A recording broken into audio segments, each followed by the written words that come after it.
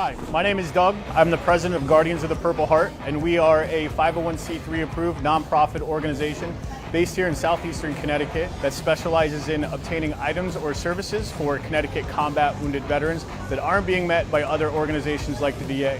So what we like to think is where the VA or these other establishments have to leave off because of their corporate red tape and limitations, we can come in behind them and fulfill these needs by reaching out to the community, working with our vast network of supporters, and just coming together as a whole and supporting these Purple Heart recipients and improving their overall quality of life. A lot of people ask us, how do they get involved and how do they join in on the fun with us? A lot of things you could do. Follow us on Facebook, #1, Instagram, Twitter. Go to our website at gotph.org. You can send donations, send us a message. Spread the word of what we're doing. All the Connecticut Purple Heart recipients, we are out there trying to make a difference in their lives. So please give us a hand and join in on the fun.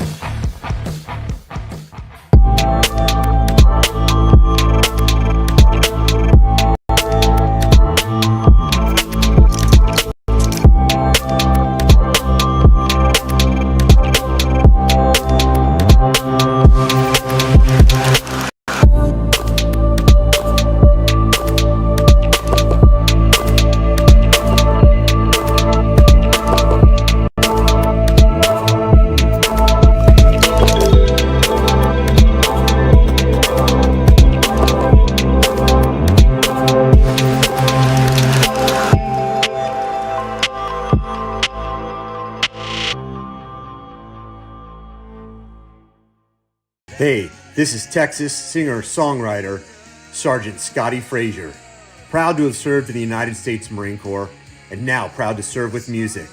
I am honored to be interviewed by and partner with Fubar Studio, the best in military and veteran supporting podcasts. Check them out, and thank you for your service for our American heroes.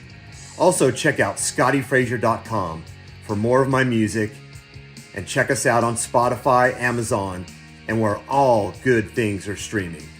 Semper Fi, rock and roll. Bring your appetite down to Big Belly Cafe, 140 Gore Street, Webster, Mass. for curbside, takeout, and indoor seating. Visit bigbellycafe.com to view their hours, menu, and order online.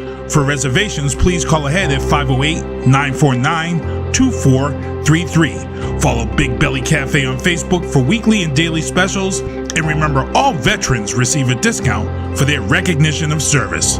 Big Belly Cafe.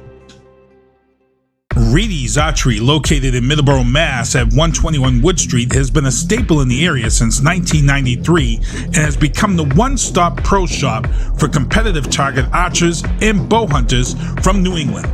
Reedy's is open Monday through Thursday, 12 p.m. to 8 p.m., Saturdays, 10 p.m. to 4 p.m. Make sure to visit reedysarchery.com and follow them on Facebook to keep up with upcoming events. Reedy's Archery, dedicated to the archer. Wolf Aviation Network is the only flight school in the area utilizing the Airwolf Simulator AATD and the specialized Part 61 training program designed to save students money while increasing safety and efficiency. Creating safe pilots is our first priority. Our flight sim is the perfect training device. It is designed to prepare students adequately before taking flight in our aircraft. Fly with us and save money. Wolf Aviation. Reserve your spot at 413-563-1929 and visit wolfaviationnetwork.com.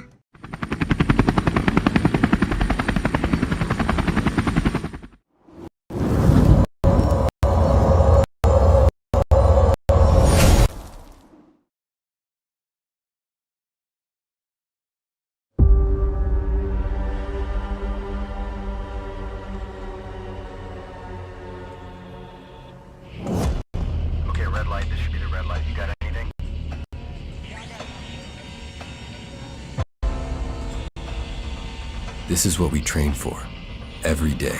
We just received new intel that there's an enemy presence at the airstrip compound. All those years.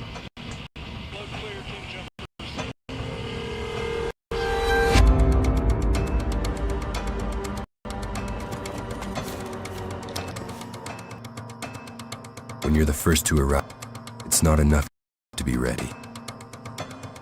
You have to be relentless.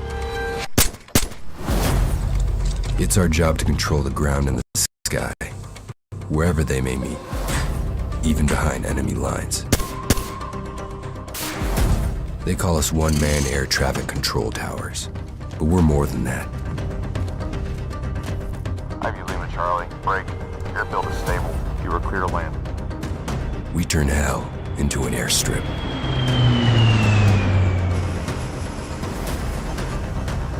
And clear the way for others to follow.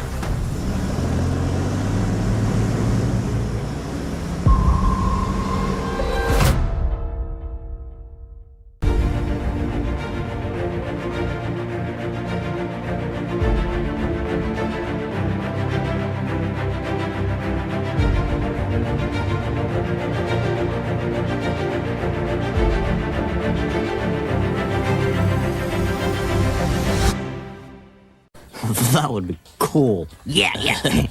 Let's do it.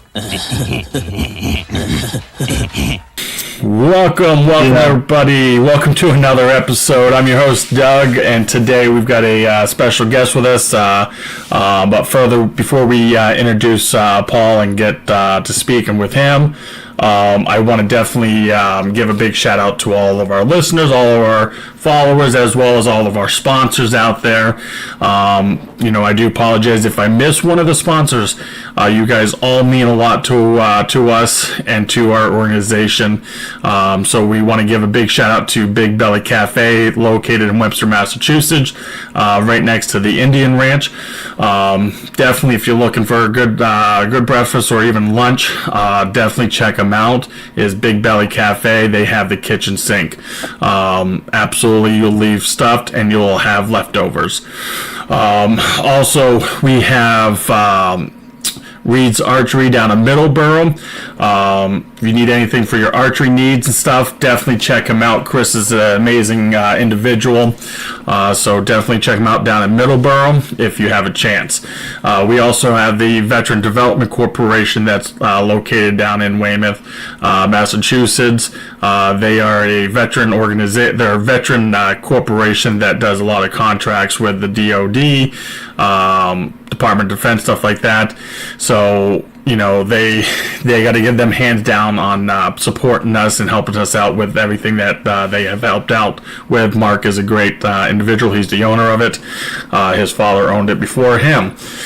We also have Jimmy's Pizza that's located here in Dudley, Massachusetts, right where I'm at. They have absolutely great grinders. Pizzas are on point, perfect. We also have Standards Auto and Wrecking down in Worcester, Massachusetts. We have Harbor Freight. We have also Larry's Landscape Supplies in Charlton, Massachusetts. We have New England Blue Collar Printing, located in Freetown, Massachusetts. We also have DDR Motorsports. We have Doug Van Racing. We have David Coing Racing, that is down in Long Island. There's a list of these people that are going on and on and on. We also have the Guardians of the Purple Heart in Connecticut and Rhode Island. So big shout out to all these people. We really appreciate it.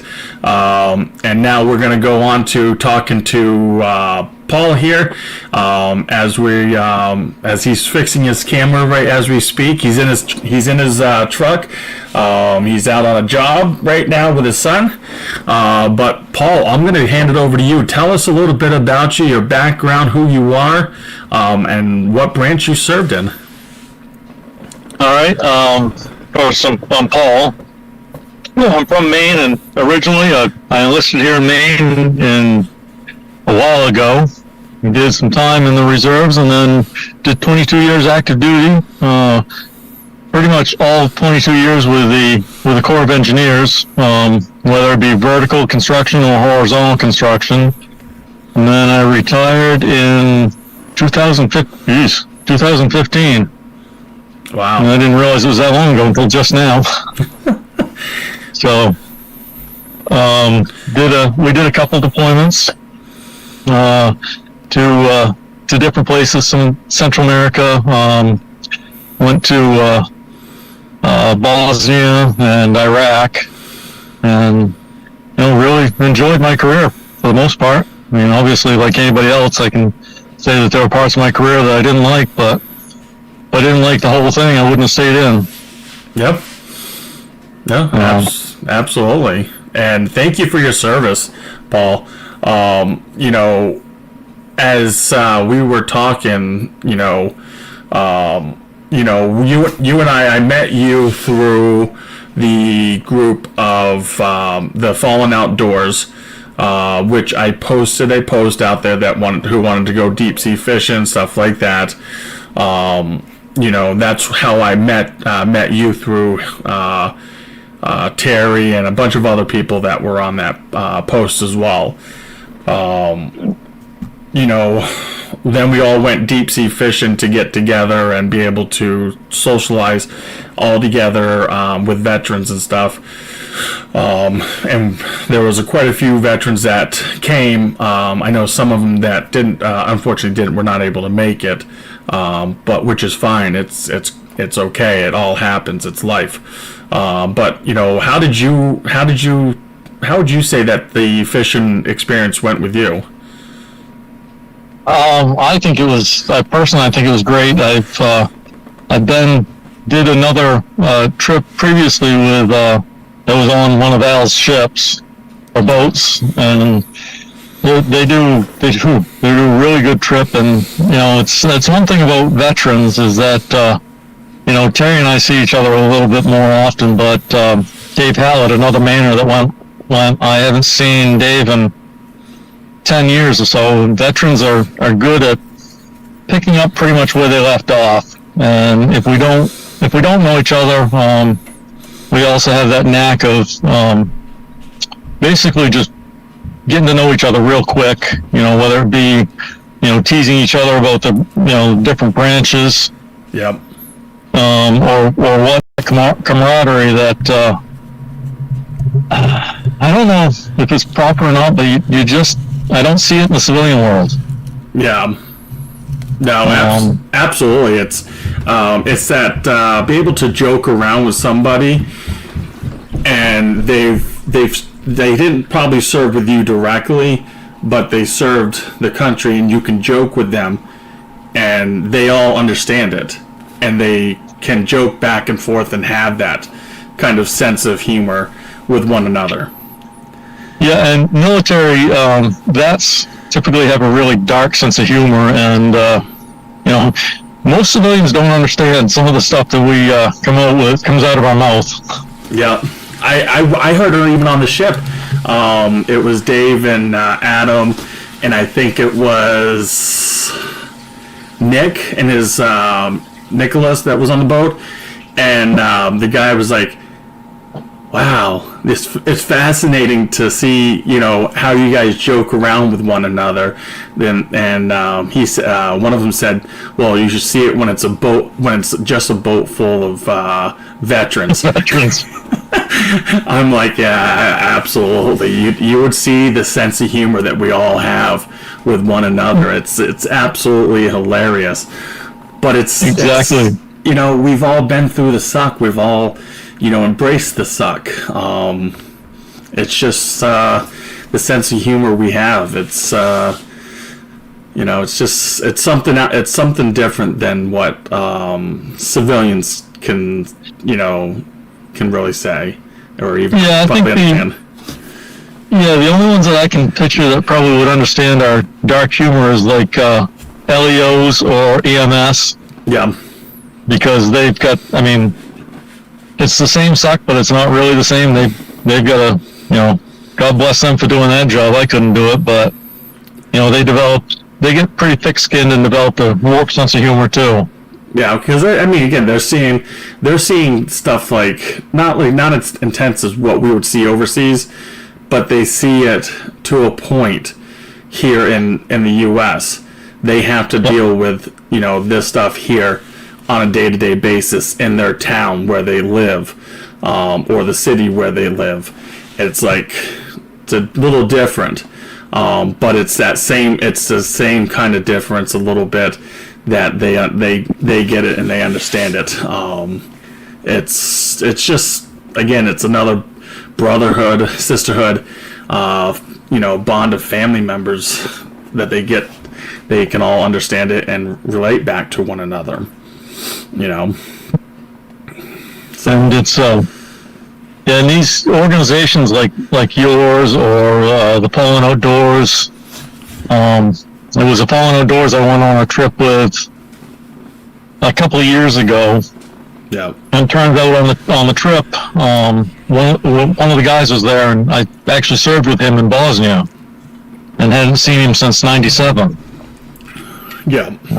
So that was pretty cool. So, and again, it's one of those things that you just pick up where you left off, and it really helps, honestly. Yeah.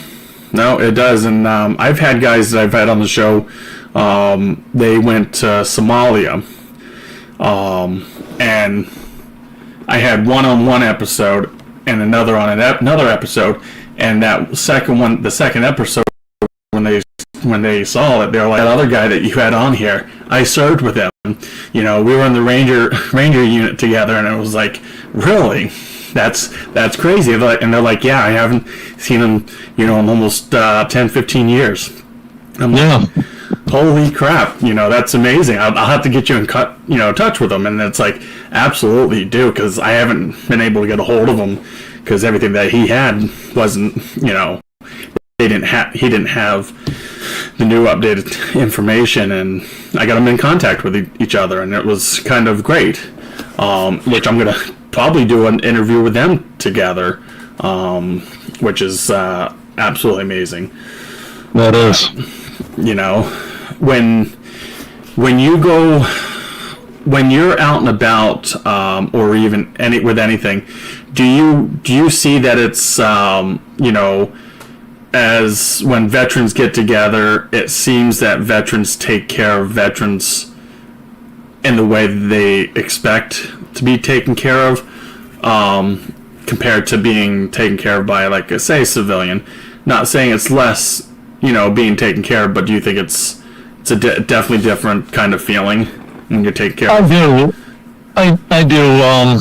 A lot of it goes back to what we were talking about. Veterans understand each other.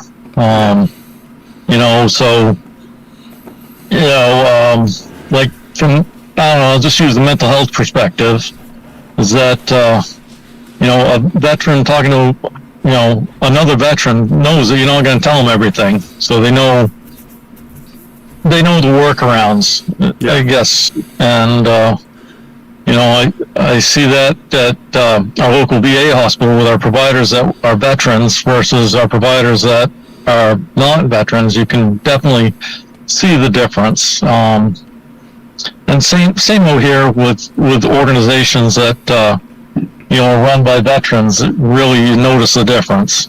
Yeah. That's the biggest thing there. Is they know your dark humor. They know that you're probably not. You're hiding. You're probably not saying everything. Yeah. And they can tell. They can tell what's going on. They can really almost read your mind without reading your mind when it comes to when you're talking about things. Because I'll tell you, people have done that to me, and it's like, yeah, you're right. I'm not telling you everything because I'm kind of in the crap. But without telling you everything, it's like, I really, they could pick up on the sense of it. That's just how some of them are, and it's what I've noticed in a lot, and that's why what we're trying to do here and what we're trying to accomplish both at the podcast and the nonprofits that I'm associated with. It's we all tend to take care of our veterans, our as well as the families of the veterans, without much of just getting verified, and understanding what the veteran is in need of or what the family is in need of. With Julie Weymouth, she's done an absolutely amazing job with Homeland Heroes Foundation, with what she has and be able to take care of people. She was part of, that was the whole part of the fishing as well with some of these, with some of the veterans. And then, with us here at Fubar Studios, Veteran Reinforcement, it's the same thing. We're trying to do what we can do with, the funding of what we have, because we don't go and get grants, we don't go and get stuff like that. We're gonna try to, but it's hard to get some of the stuff, and we just want to be able to have less controlling of someone saying, well, you can't do this, you can't do that, and and have the free will of saying, all right, if I see a homeless person that needs food, it's like, here you go, let me give you what I can, within reason, and be able to help you. It's in who we are. We don't ask for any financial statements from anybody when they say, hey, we need help with this or we need help with that. We don't ask any of that. We just ask, as long as you're a veteran, you prove it, okay, perfect. That's it. And it's great that I was able to meet you on this fishing trip, because even though I know you and Terry didn't catch much, I think you guys said caught 1 or 2 fish. Terry caught 1. I caught 4 or 5. Was it okay? So I remember when we were first talking. It was at the beginning, and it was not too great yet. But still, we were still having a good time.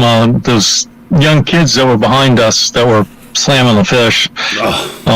We were able to joke with them. And then I hooked that blue that took my sinker with me with it. But it's stuff like that. It's still fun, and it beats the day of drywall dust. Oh, it does. That I can agree with. I'm still doing drywall up on my ceiling. That beats that any day. I only got 4 keepers, and then the rest I had to throw back, and I kid you not, I probably threw back between 20 and 30 fish that were no-goes. Probably 15 of them were cod, and then I think I had the rest of them were all too small. They were all too small of a haddock to keep. And then I had a few dogfish, and that was it. I lucked out. I didn't get my hooks and stuff get taken by the blue. But he came up and close and personal with me, and I can see it when it was eating everybody else's fish. It's amazing to just look at him and just the size of it, and think, well, if you want my fish, here you go, because I'm not stopping you. No, because I saw it when he came out of the water to take 2 of the fish that were getting pulled onto the boat, and they were good size for keepers. Yeah, they were gone. We threw back a dogfish, and it he took the dogfish. I'm like, you're eating your own. Yeah, he didn't care. They don't care. He didn't, and he stayed with us for some time, and then we moved, and then got another one, and then we ended up getting a second one that was out there too, so it made it 3, and it was like, holy crap, talk about fish. Good. You talk about Shark Week. We had Shark Day. It was definitely perfect. I wish we had a cage. I would have gone into it. The one thing that surprised me we didn't see was I didn't see any whales surfacing. Yeah.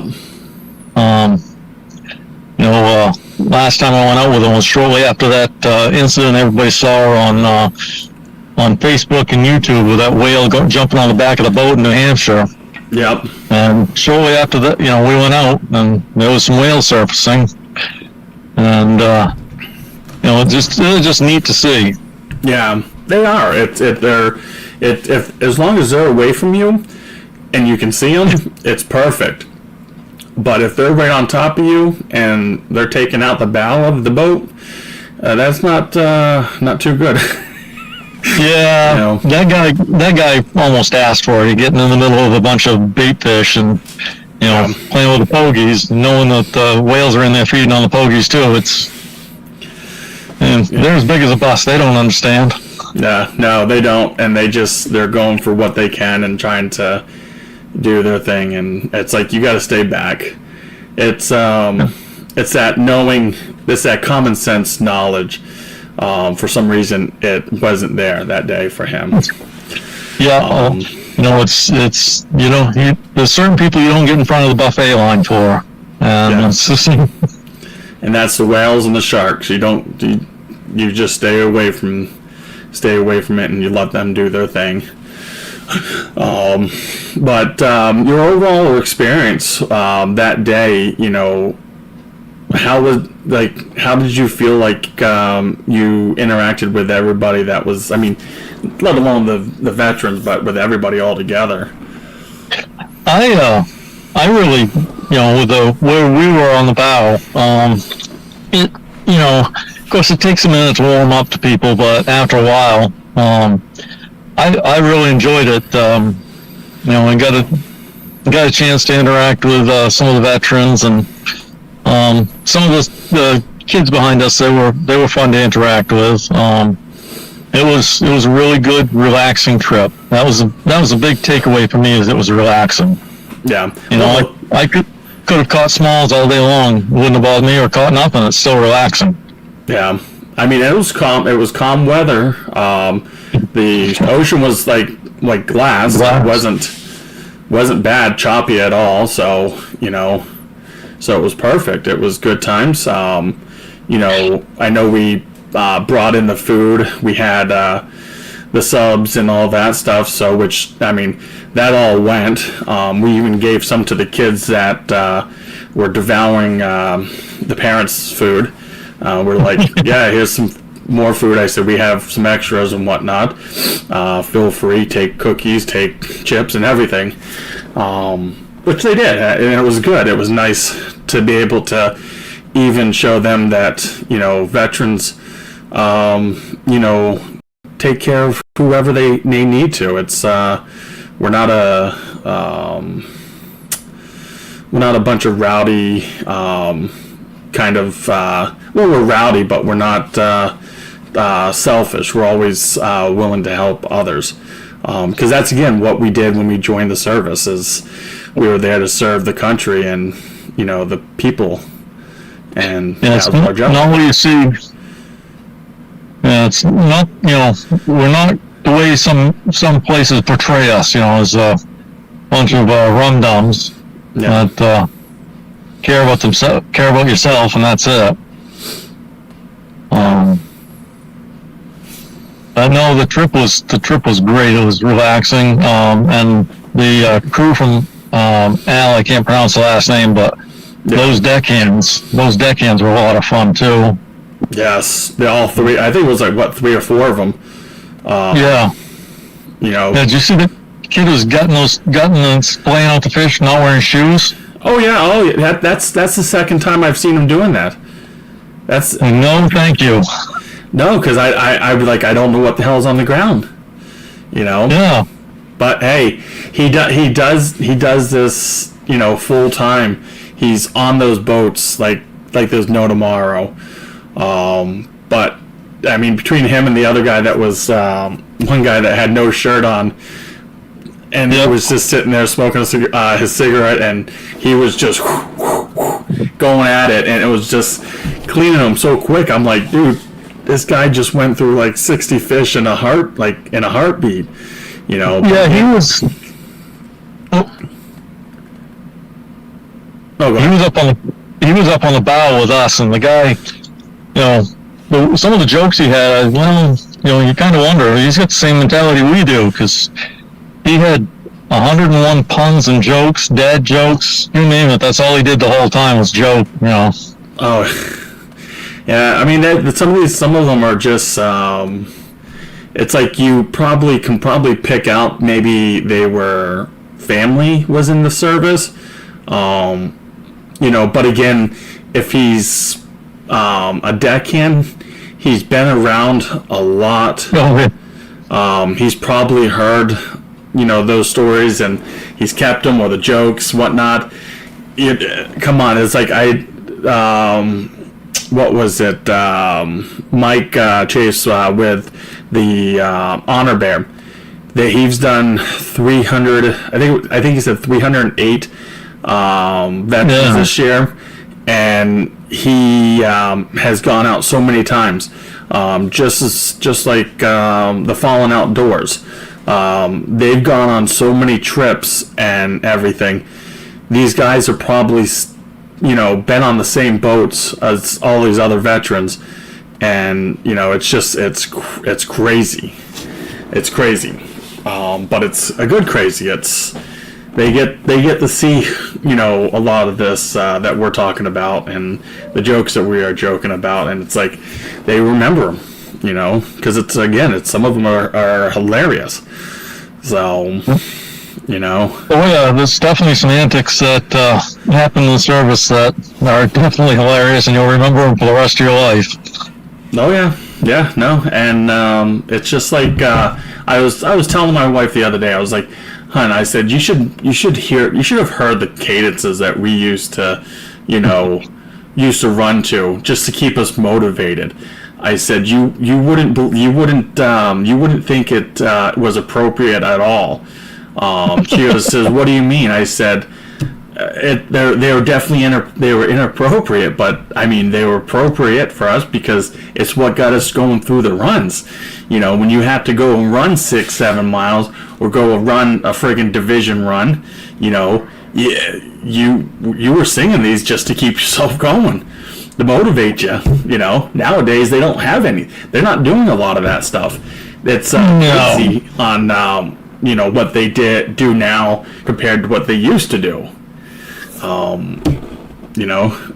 can just imagine what basic training is. I went to, at the time it was called BNOC. I think it's called Advanced Leaders Course now, but I went to that at Fort Leonard. Yeah, I went to BNOC and ANOC at Fort Leonard Wood. Yep.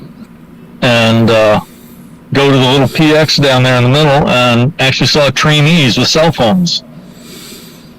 It floored me, one, that they were at the PX on their own. Yeah. And two is that they were sitting there on the cell phones. That just amazed me. When I went to basic, of course, we didn't have cell phones, but you were not touching a phone for the first couple of weeks that you were there. Couldn't even think of it. We didn't even touch a cell phone. We had the pay phone. You had to go to the shopette and get a calling card, and usually you got one in reception, and then you can go down and get another one, or refill that one and use it the rest of the time, and you had literally 5 minutes to talk. That was it. It wasn't any more than that, and usually it was whatever time the last person lined up, and we all had to grab the phone and start dialing. That's when our time started. And whoever was the first one to hang, that was it. That was the end of the story. But AIT was a little bit different. We still didn't get our cell phones right off the bat. We didn't get them until, I think, midway through AIT. Yeah. No. Yeah. It's a different story nowadays. Yeah.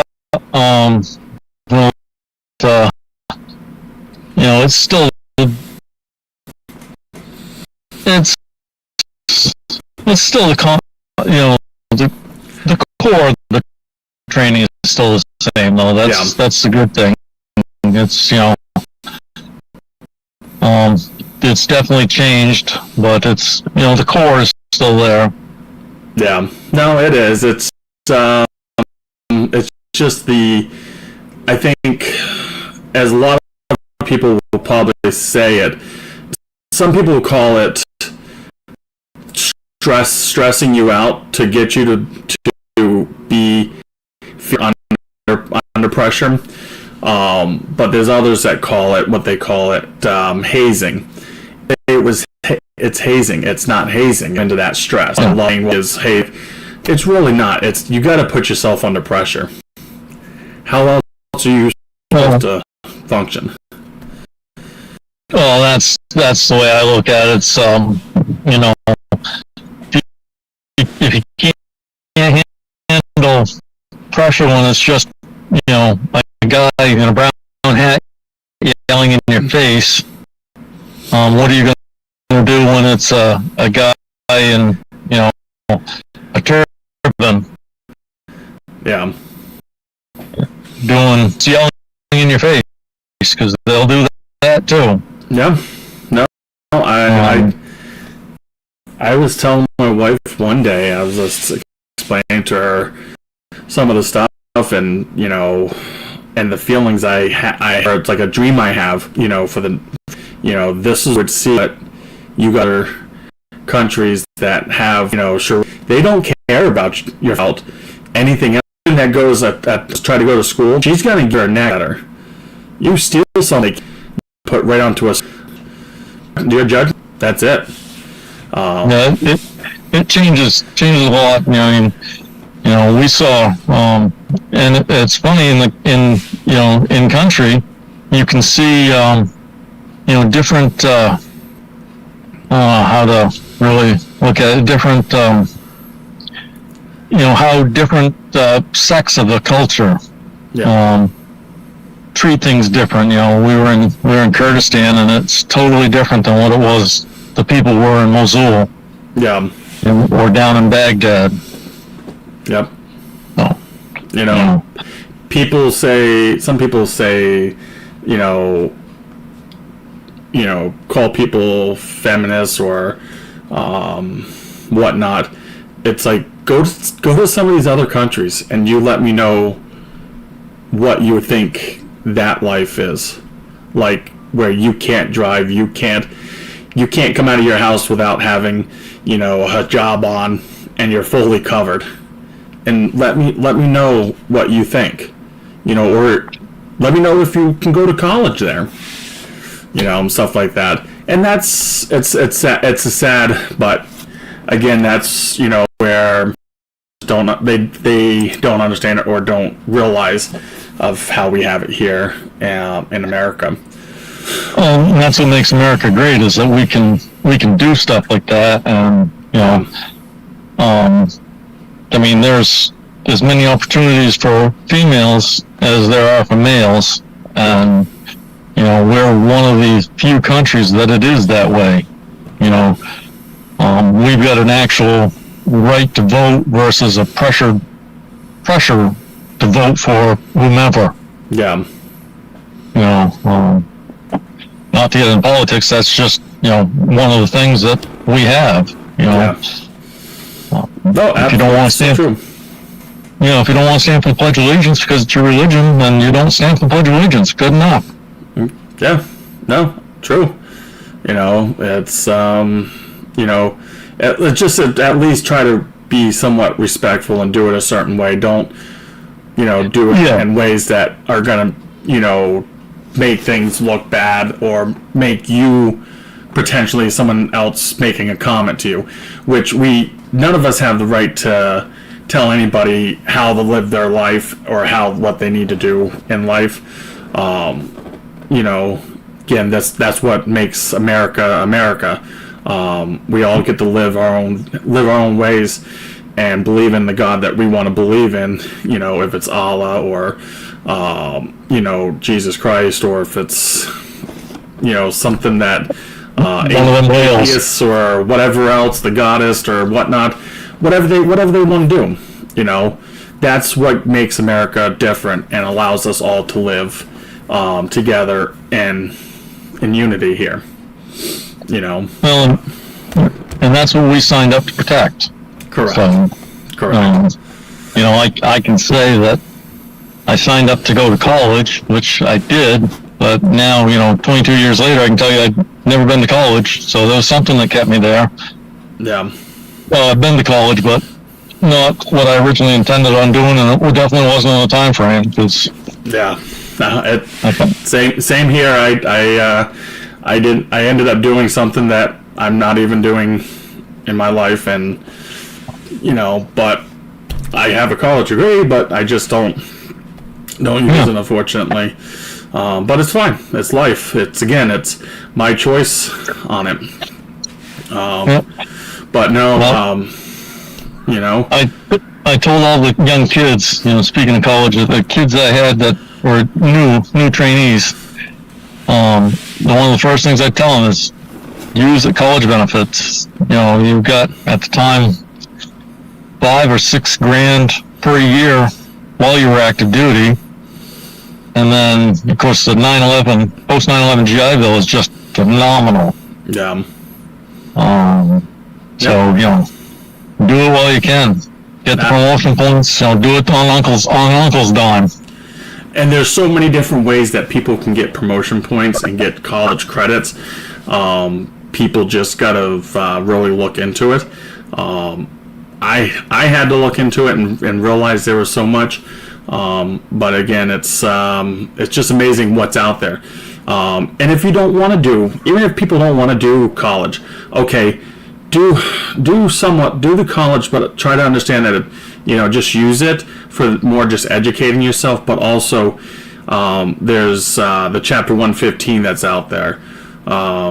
If you want to go and become a truck driver and get your CDL Class A, do it. The civilian life as a truck driver, you make good money. You don't have to go over the road. You can stay local. You just got to educate yourself and get all the licenses that you can, because more licenses you have, the more more in demand some companies will need you. It's just the way it is.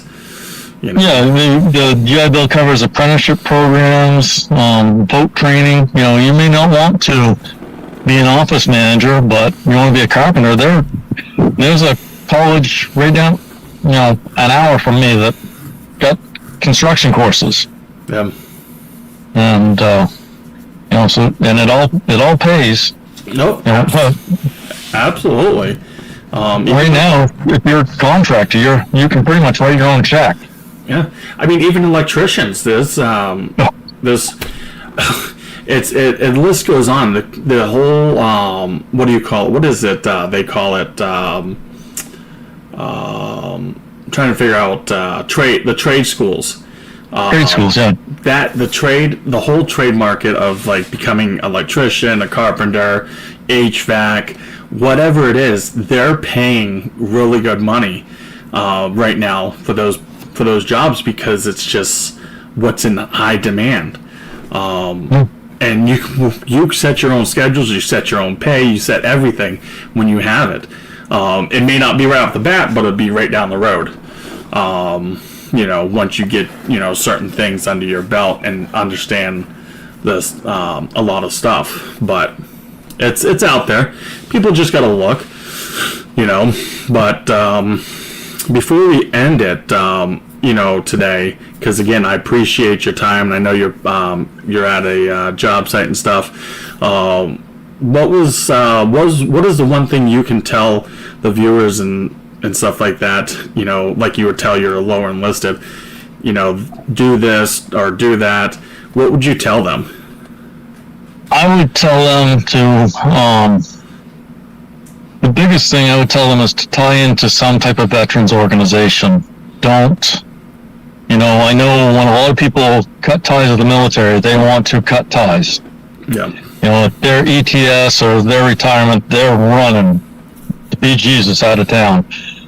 But tie in with those organizations, because they can help you either adjust to civilian life.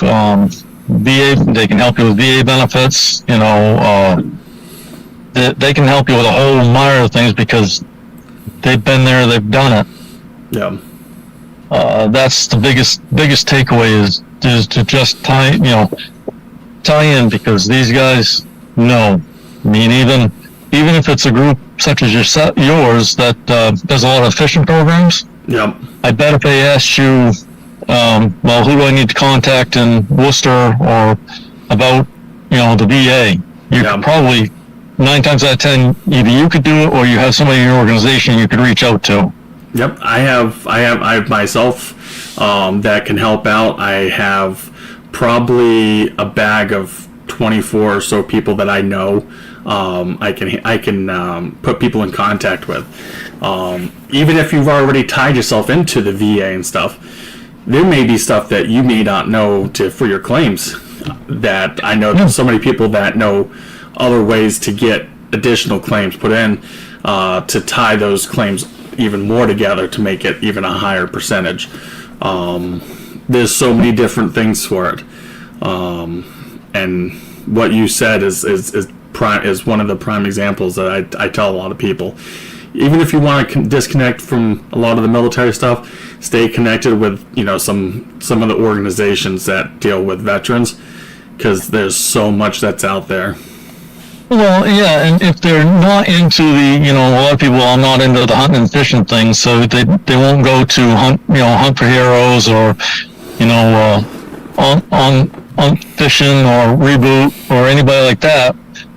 But they can. So what is your interest? Are you into motorcycles? Well, we have Combat Veterans Motorcycle Club. Yep. There is a club out there or an organization out there for everybody, every walk of life in the military. I mean, you probably find somebody that's Combat Veterans Antiquing. Yep. Probably it's out there somewhere. I mean, I do the fishing. I do track day for veterans. I don't just do Pro 4 modifieds. I do drifting. I do NASCAR. I do sports cars, BMWs and stuff like that, Audis, sports cars, you name it, even midgets. So there's so many different things that I'm even hooked into, and then there's other organizations that do motocross and stuff like that. That's like Veteran Now, nonprofit organization. They do a lot of other stuff. So again, there's so much out there that you may not want to do fishing or hunting or whatnot, but there are other stuff that you may be kind of into that we will all know, or we may know someone that knows someone, Right. What clubs are out there for underwater basket weaving? I don't know, but you probably know, somebody that knows, or you may know the club exactly, and you know my point of contact. You make it, groups like yours make it so easy for us to get what we need if we're willing to tie in, and that was one of my biggest downfalls. Is after I retired, I tried to cut bait, and immediately for the next 6 years, self-destructed until I tied in with a couple of veterans groups and pulled my head out of my fourth point of contact. Yeah, it's true. Yeah. When I first got out, I wanted to cut ties altogether and didn't want to do anything with military or veterans or anything. It wasn't until probably about 4 years ago or so when I finally said, you know what, I need to do something, and I'm like, I want to do something myself. So then I ended up doing podcasting, which helped me with a lot of my PTSD and stuff. Then I got into, okay, I'm doing this, but now I'm getting involved with, talking to Homeland Heroes Foundation. Then they had a spot for podcasting, and I'm like, all right, let me think about it. I said, I'm already doing mine, and then ended up doing theirs.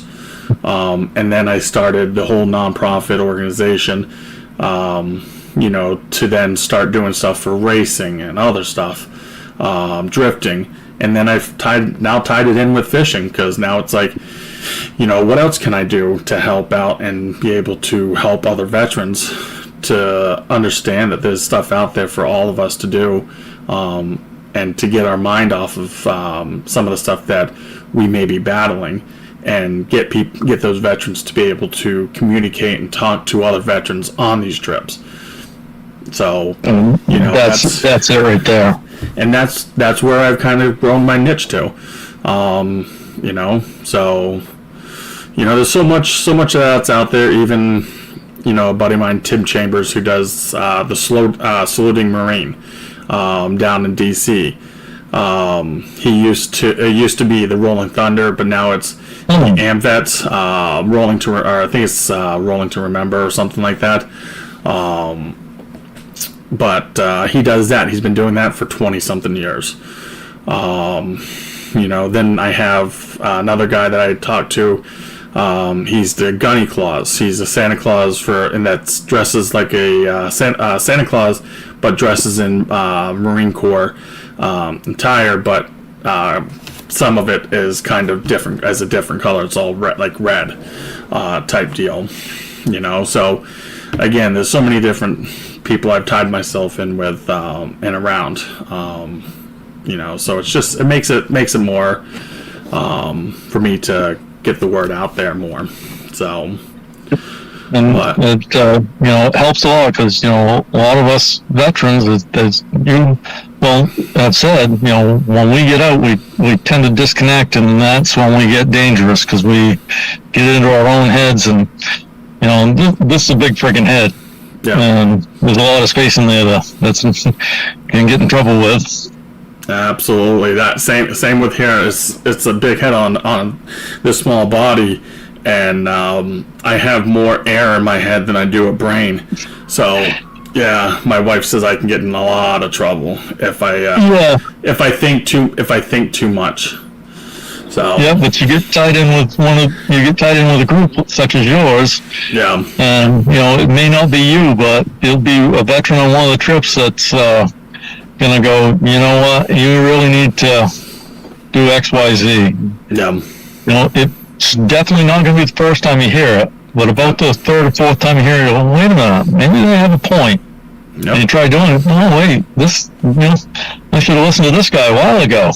Yep, absolutely. You know, a lot of healing goes on these trips. It really does, and I can't express that any enough. Every time I talk when I'm on these podcasts, it's like there's so much stuff that gets talked about and put out there on these trips that you know, I probably catch up with some of the people I talked to before on these trips, and they're like, hey Doug, by the way, thanks for the advice, thanks for this, or thanks for getting me in contact with you know, Jan Bancock from out in Minnesota. She helped me out a lot. She's got me going towards this and this, and it's like, perfect. That's, you know, that's what we're here for. We're trying to help you know, produce that information to everybody and be able to get everybody on the track that they want to get to and be able to finish it. You know, sometimes it's just you need that little push, but you just got to be able to have that person has to be able to take it and push with it and go with it. You know, so eventually they'll hear it from the right person, and they'll do it. But I think a lot of it comes from doing these trips. Again, with you folks or any of the other organizations that are out there, and there are plenty, you know, as we've discussed. Absolutely. You know, just find that niche. Absolutely. And again, Paul, I really appreciate you coming on and talking.